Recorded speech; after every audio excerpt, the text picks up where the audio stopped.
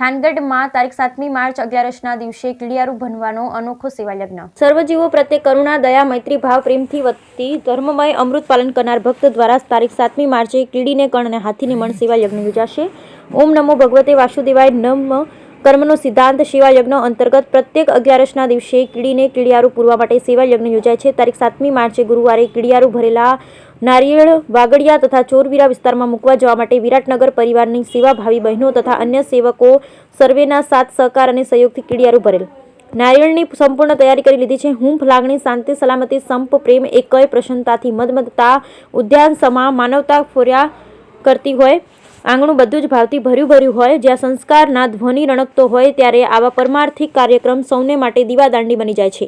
સાંપ્રત સમયમાં પણ માનવતા ધર્મથી શોભતા થાનગઢના મુખ સેવક બની જરા પણ બાહ્ય દેખાવ કર્યા વિના યથાશક્તિ સેવાયજ્ઞ સતત કર્યા જ કરે છે. જીવન જીવતા આવડે તો જીવનમાં લહેર છે, જીવતા ન આવડે તો ઝેર છે. બ્યુરો રિપોર્ટ જયેશભાઈ મોરી, થાનગઢ.